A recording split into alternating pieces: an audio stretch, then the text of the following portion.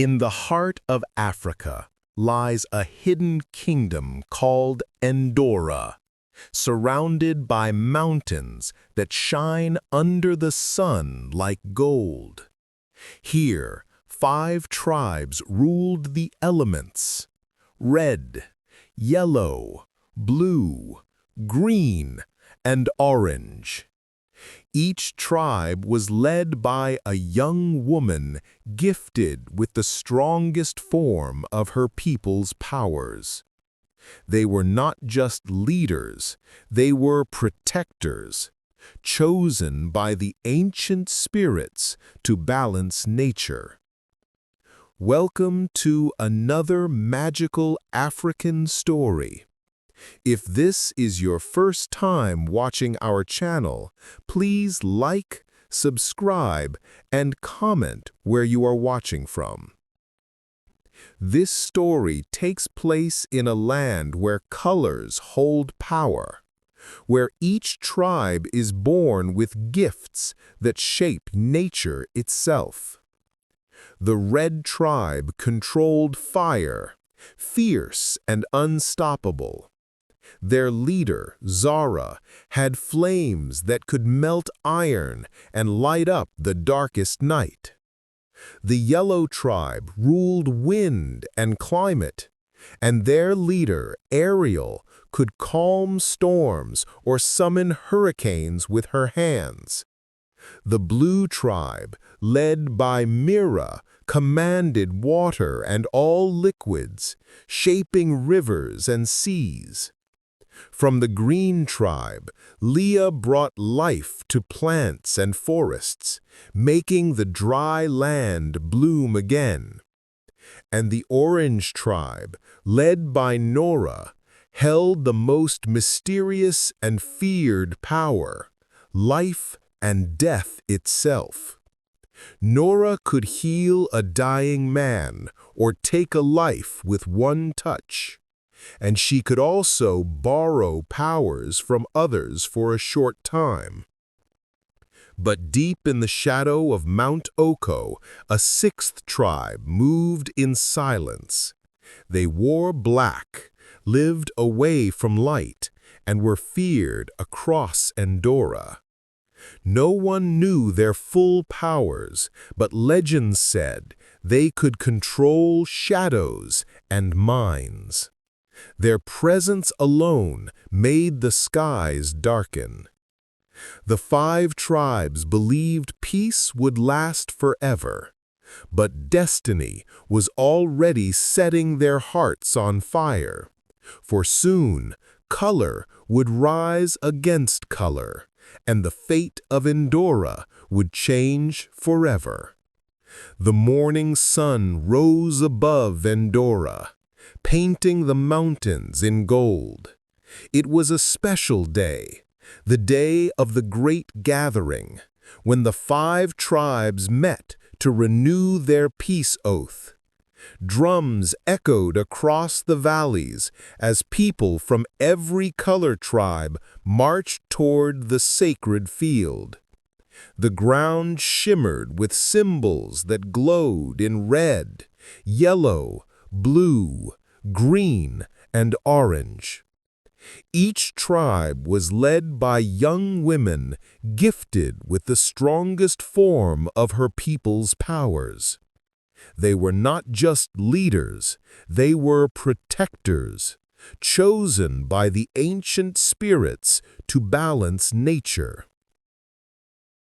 They raised their hands to the sky, and colors swirled together: fire, wind, water, plants, and light, forming a giant rainbow over Endora. The crowd cheered, believing peace would reign forever. But just as the colors touched the sky, a cold shadow crept over the mountain. The rainbow trembled, and the wind grew still. Everyone turned as a strange group of figures appeared at the edge of the field, all dressed in black, faces hidden under hoods. The drums stopped. Even the birds went silent. A chill swept through the land as their leader spoke softly, his voice echoing like thunder. The colors have played long enough.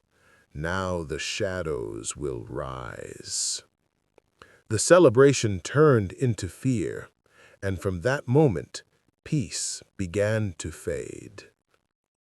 The strangers in black stood at the edge of the sacred field, silent and still like statues. No one dared to move. Even the flames from Zara's tribe dimmed in the presence of their dark energy. Their leader stepped forward, a tall man with deep markings on his face and eyes that shimmered like smoke. His name was Cairo, ruler of the Shadow Tribe, a clan thought to have vanished many generations ago. Zara's voice broke the silence. The Shadow Tribe was banished for using forbidden power. Why return now? Cairo's lips curled into a slow smile. Because balance cannot exist without darkness, he said. You five have ruled too long with color and light. It is time the shadows speak again. The crowd gasped. The ground beneath them shook lightly, and a cold wind swept across the field. Ariel raised her hand, calming the air, but she could feel the pressure building. Something dangerous hid beneath Cairo's calmness. Nara stepped forward, her orange robe glowing faintly. We seek peace, not war. What do you want? She asked. Cairo's voice grew softer, but heavier. To remind the world that every color fades in the dark. Suddenly, the sun dimmed, and black smoke surrounded his people. When the cloud cleared, they were gone, vanished into thin air. A tribe stood in confusion, whispering in fear.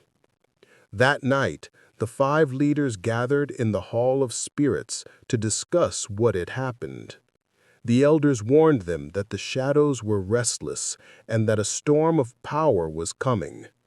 Nara felt a strange pull in her heart, as if something deep within her was calling out to the dark.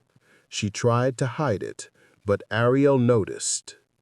None of them knew that the return of the Shadow Tribe was only the beginning, and that soon color would be tested like never before.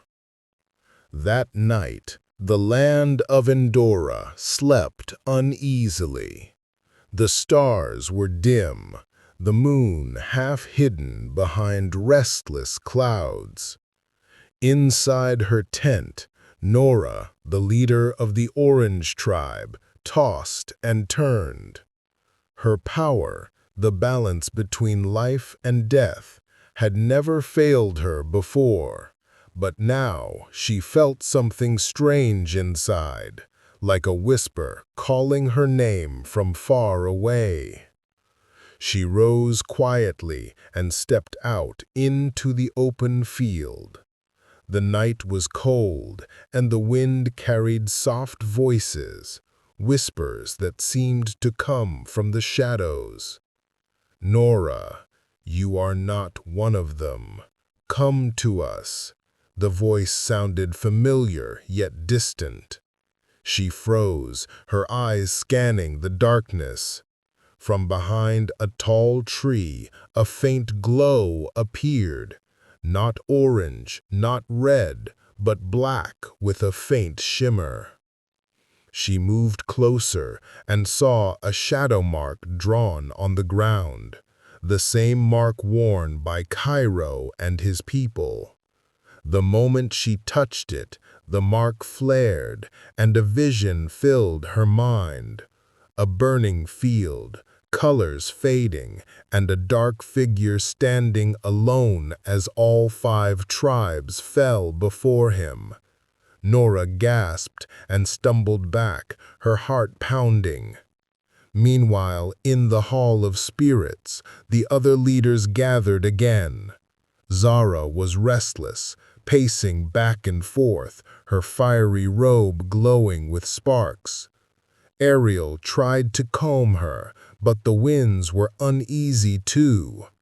Mira closed her eyes, feeling the rivers shifting unnaturally, as if the water itself feared something.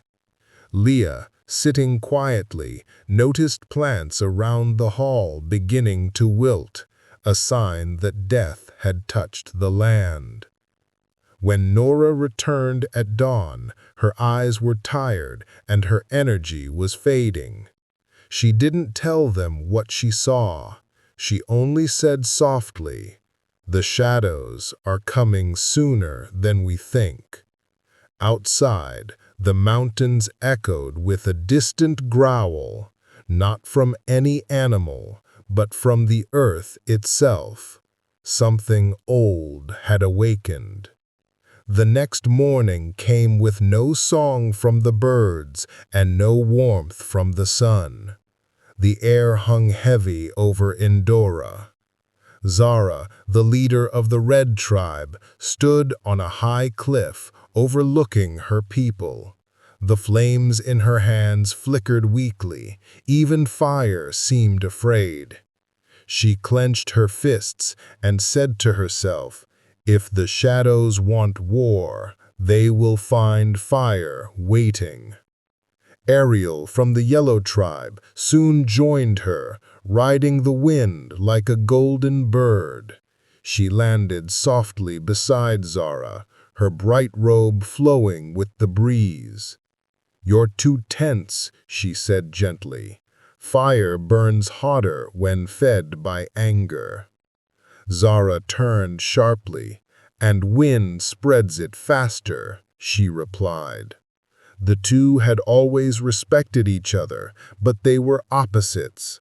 Fire and wind could create either warmth or destruction, depending on their hearts.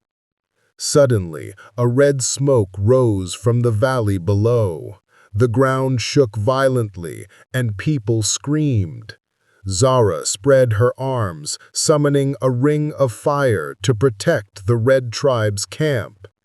Ariel raised her hands, sending a powerful gust to push back the dark mist creeping towards them. For a moment, the two powers worked in perfect harmony, fire dancing with wind, light overpowering shadow. But from within the smoke, a dark figure appeared. His eyes glowed pale silver. He raised his hand, and the fire around them turned black. The wind froze mid-air. Zara's flames died instantly, and Ariel gasped as the air turned heavy and still. "Cairo sends his greetings," the man said, before vanishing into the dark. The two women stood breathless. They realized this wasn't just fear, it was war.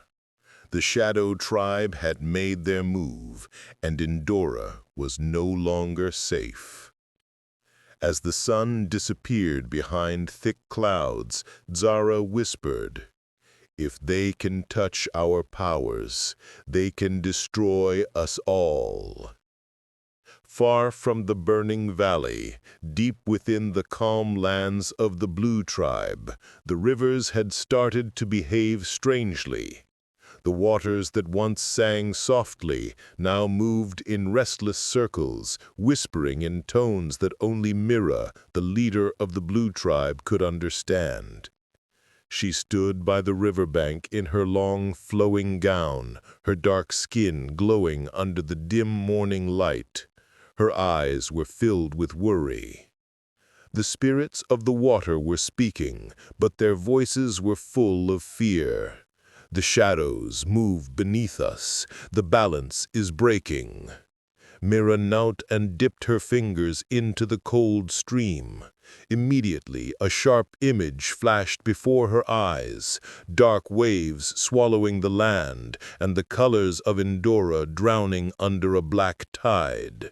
She gasped, and pulled her hand back.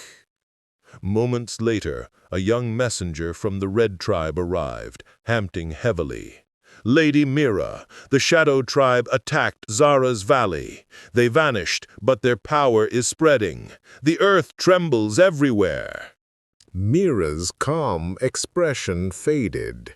She knew this was not just war, it was a warning from the spirits themselves. She called her guards and told them to send word to the other leaders. "Tell Nora we must meet again. The shadows are touching the waters now." As the messenger ran off, Mira turned to the great lake behind her. The surface began to twist unnaturally, forming a human face. It was her late mother, once queen of the Blue Tribe. Her voice came softly, rippling like water. "My daughter, the darkness feeds on the strongest color. Beware the one who glows like the sun." Mira's heart raced. She knew her mother meant Nora, the leader of the Orange Tribe, the one who could take powers from others. The water rippled again, and then went still. For the first time, Mira doubted if the 5 tribes could ever stand together again. In the heart of Ndora's greenest forest, Leah, the leader of the Green Tribe, stood barefoot on damp soil. Her people's power came from the earth itself, from every leaf, every root, every tree. But now, the forest that once hummed with life had fallen silent. Even the birds no longer sang. She placed her palm on an old iroko tree, whispering softly, "What troubles you, my friend?" A faint glow of green spread from her hand, traveling into the bark. For a long moment there was nothing. Then the tree's branches shivered, and a deep voice rumbled through the ground. "The roots feel death approaching. The soil grows weak. The shadows dig deep, Leah."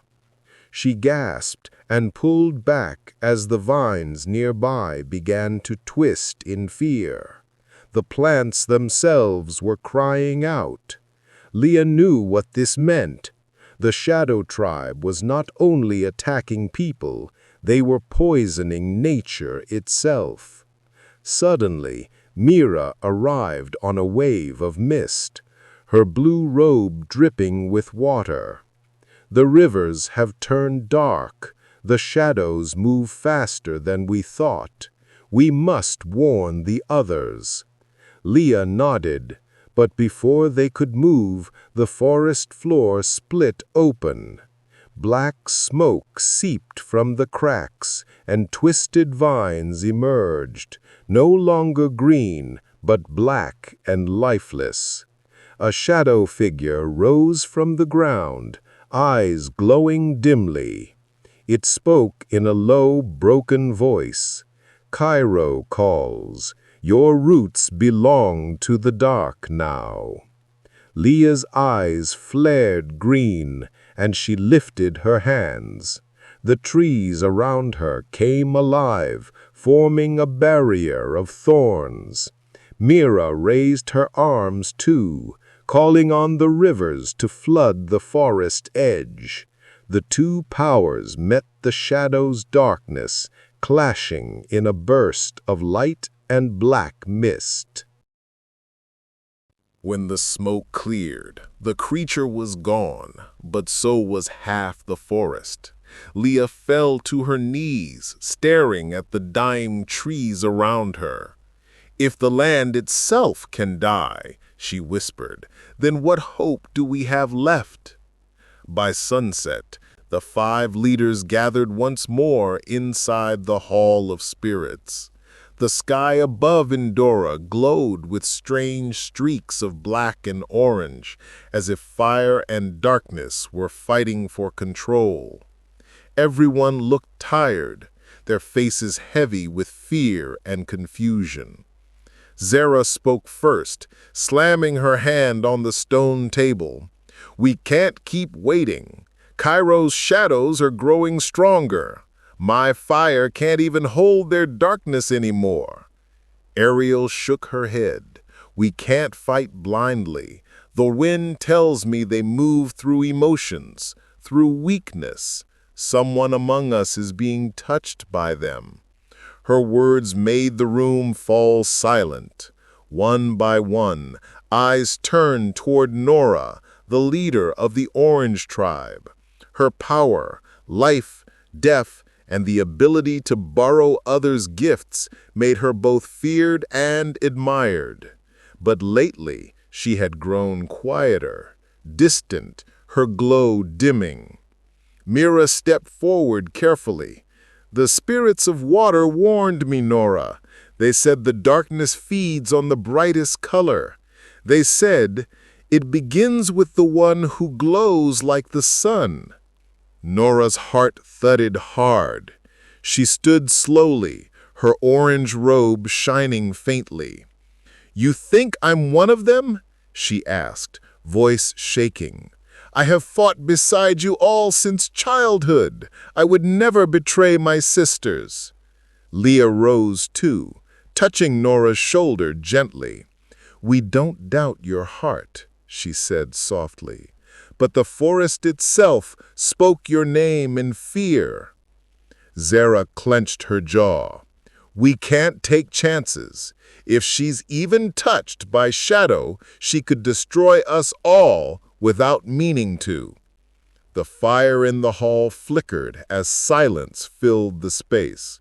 Nora's eyes glistened, not with tears, but with something deeper. Power, emotion, maybe even pain. Without another word, she turned and walked away.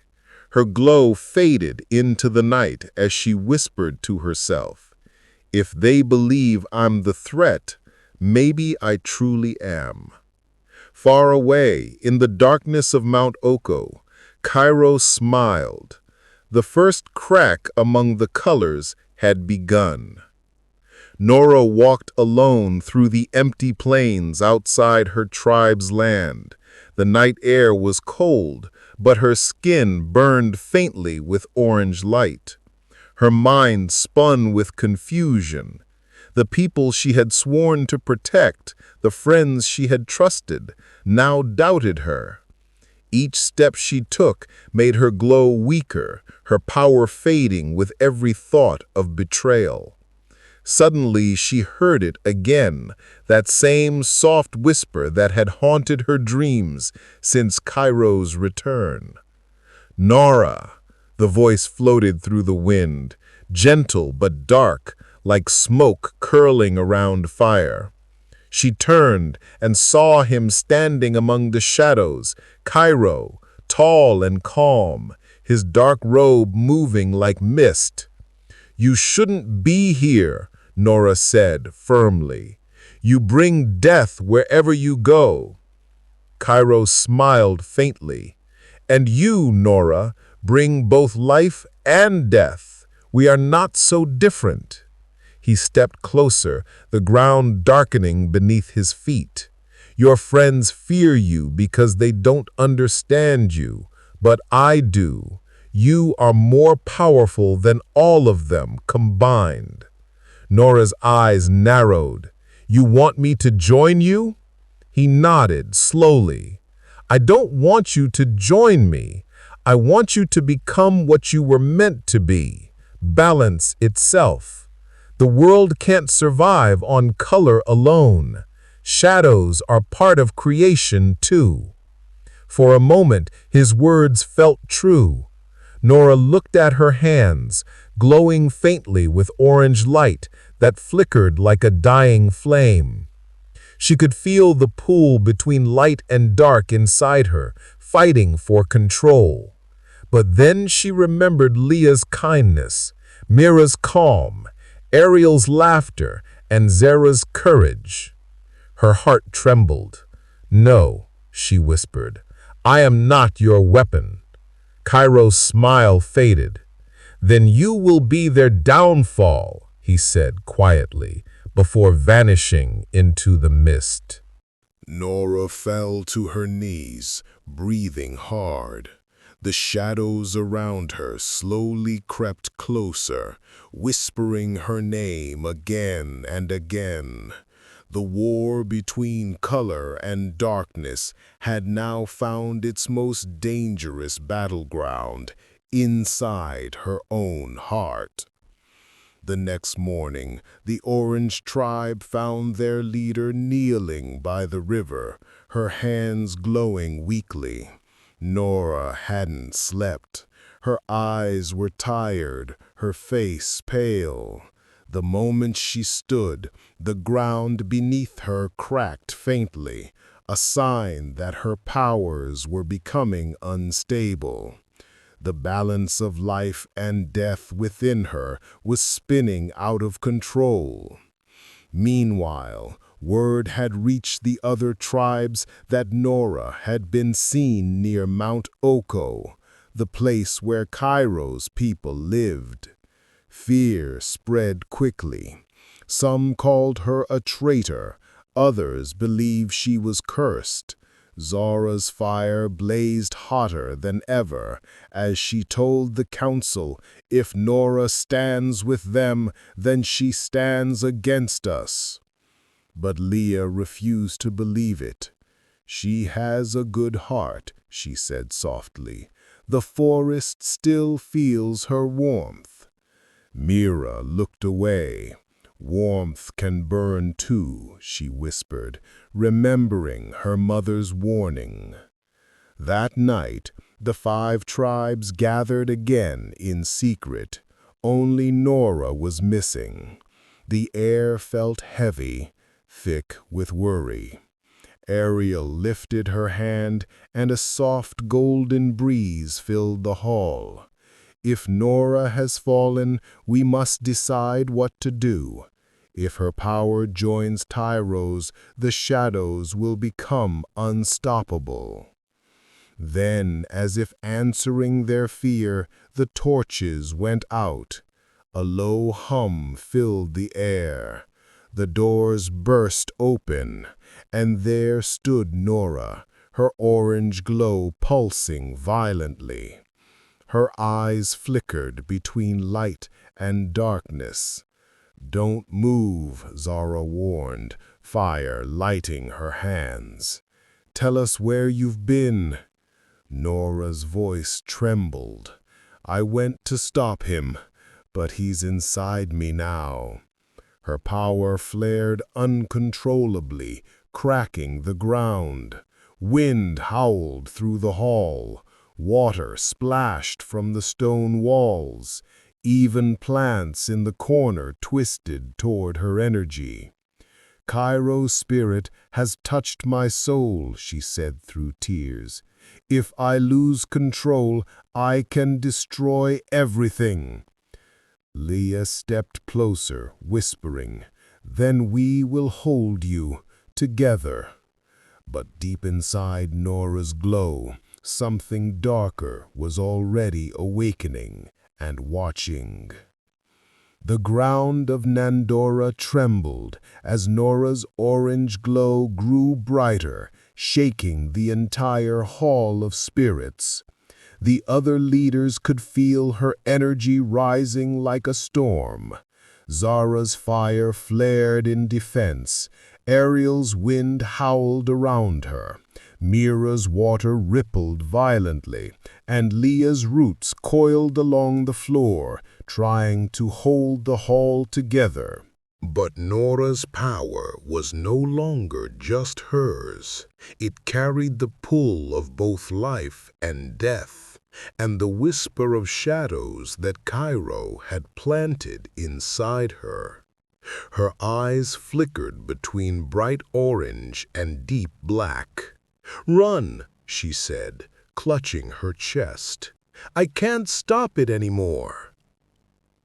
Zara shouted over the noise, "We're not leaving you."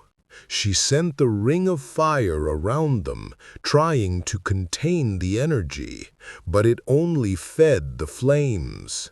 The heat grew unbearable. Mira raised her arms, sending waves of cold water through the air to cool the fire, while Ariel's wind tried to push the energy outward. Leah dropped to her knees, planting her palms on the ground to steady the earth. Still, it wasn't enough. Nora screamed as a burst of orange light exploded from her body, throwing everyone back. When the dust cleared, half the Hall of Spirits was gone, shattered into glowing stones. The air smelled of ash and rain. Zara stumbled to her feet. "She's gone," she whispered, but Mira shook her head. From the ruins, Nora slowly rose, her eyes glowing fully black now. The warmth of her aura had vanished. Her power felt cold, hollow, and endless. Then came a voice, Cairo's voice echoing through her. "The balance is broken. The age of shadows begins." The sky above Nedora turned dark instantly. Rivers turned still. The fire in the mountains dimmed. Plants bent low, trembling. Every tribe knew. The prophecy of the fading colors had begun. And now, the only hope of saving Nedora rested in whether Nora's soul could still find its way back to the light. All across Nedora, darkness spread like a living storm. Villages fell silent. Rivers froze. The skies turned gray as the shadows from Mount Oko poured across the land. At the center of it all stood Nora, her body glowing faintly, half orange, half black. Around her, the other leaders struggled to rise from the ruins of the Hall of Spirits. Zara's flame sputtered weakly. Ariel's winds had stilled. Mira's waters had lost their shimmer, and Leah's vines hung limp and colorless. Yet even in their weakness, they refused to bow. Leah took a deep breath and whispered, "If the darkness is inside her, then light must be too." Zara nodded slowly. "Then we fight for her, not against her." Together, the four moved toward Nora. Each of them reached out, letting their power flow gently instead of with force. Fire, wind, water, and earth joined together in a swirl of colors, wrapping around her like a gentle storm. For a brief moment, her eyes flickered, the black fading, the orange shining through. Inside her mind, Nora stood in a vast space of smoke and light. Cairo appeared before her, his voice deep and calm. "This world was never yours to save. It belongs to the shadows." She shook her head slowly. "No, it belongs to balance, and balance means light." With tears in her eyes, Nora stretched out her hand. The orange glow within her chest burst into pure light, pushing against the darkness around her. Cairo screamed as his shadow body began to dissolve into dust. "He can't destroy me!" he shouted. "No," she said softly, "but I can end your hold." Back in the real world, The explosion of light lit up the skies of Ndora. The darkness melted away like mist before dawn. Rivers began to flow again. Trees stood tall. The air grew warm, and every tribe lifted their heads to see the glow returning. When the light faded, Nora fell gently into Leah's arms, breathing weakly but smiling. "The shadows are gone," she whispered. Ariel brushed her tears. "No," she said softly, "they're not gone, just reminded who truly rules this land." Above them, a rainbow formed, brighter and wider than ever before. The tribes bowed in silence, knowing that peace had returned. But deep in the mountains, where the sun couldn't reach, a faint black spark flickered once more, waiting, because in Ndora, every color casts a shadow.